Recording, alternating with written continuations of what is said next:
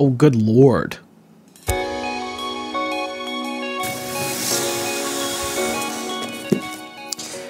What up, homie? It ain't Tony.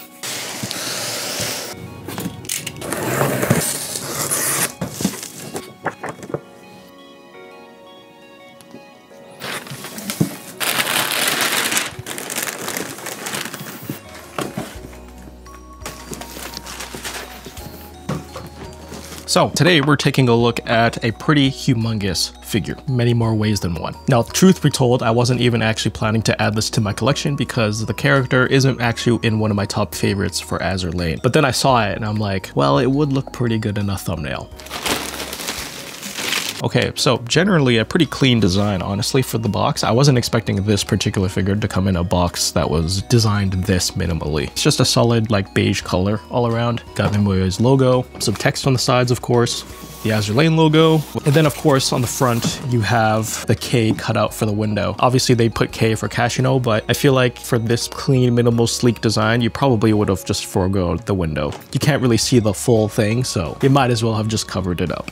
Oh, actually, before we get into that, I should probably take a look at the bonus thing here first.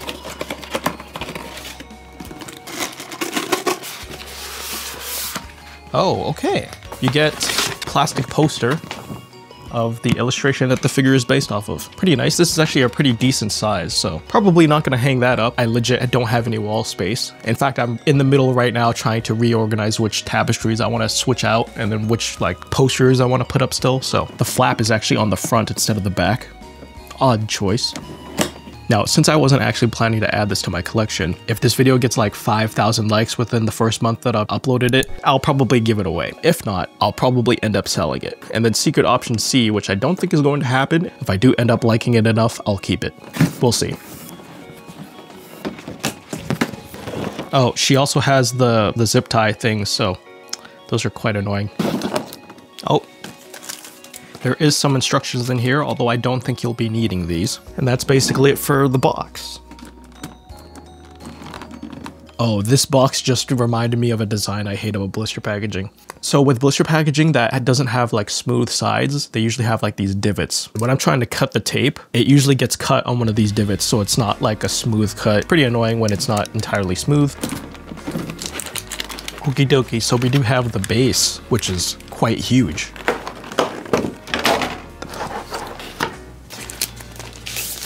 Alright, so here we have the base, which is pretty much a giant square piece of acrylic. It's also very reflective. It's pretty much like a mirror with a purple tint on it. This looks really high quality, especially when you have the text here on the bottom that says Azurlane, Kashino. You have the little Sakura Empire logo, Hot Springs relaxation version, and some text I can't read. On the back, it's literally just gray. Oh, you also got the sculptor, painter, and the photographer. You don't normally see that. Good stuff, Mimioi.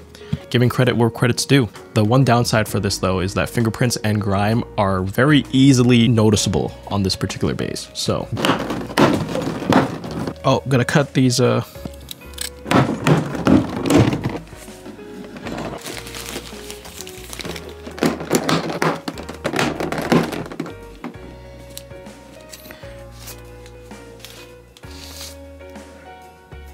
Bro, she's humongous. I swear from the pictures she looked big, but in person, ginormous. Absolutely ridiculous. Say what you want about the proportions, but Mimioi, you did a fantastic job in my opinion. Let's see what they have in the instructions here for us. I swear it's probably gonna be like one page of just putting her on the base. Yep, it's one page of putting her on the base, all right. I'm done. So there you have it. That is Azurlane's Kashino Hot Springs relaxation version, 1/4 scale figure from Mimioi. This retailed for about 37 or 38,000 yen, which is around 260 USD, 370 Canadian, I believe. Shipping is obviously going to be different for everybody, so depending on where you live and what shipping option you decide to use. Me particularly, I went with EMS and I live in Canada, so this isn't exactly super cheap. Paint job wise, the skin tones look excellent, and that's pretty important with this particular design because it doesn't come with a lot of clothing, so you gotta have the skin looking really nice. In terms of the hair, very nice dark brown color. Since it's pretty dark, it's kind of hard to see like all the extra shading and gradation that they've done, but it looks really good. Outfit colors, it's not entirely white, it's like a little semi-opaque color, which looks nice. And then with regards to the sculpt, because the sculpt is kind of like the biggest factor in making this figure look nice, especially when it comes to these more raunchier designs because, well, you're all here for the curves, right? And they did a pretty good job. She's looking very, very plump and very bodacious. Her melons are super big, like ridiculously big. I didn't even notice in the promotional photos, but the tips are colored.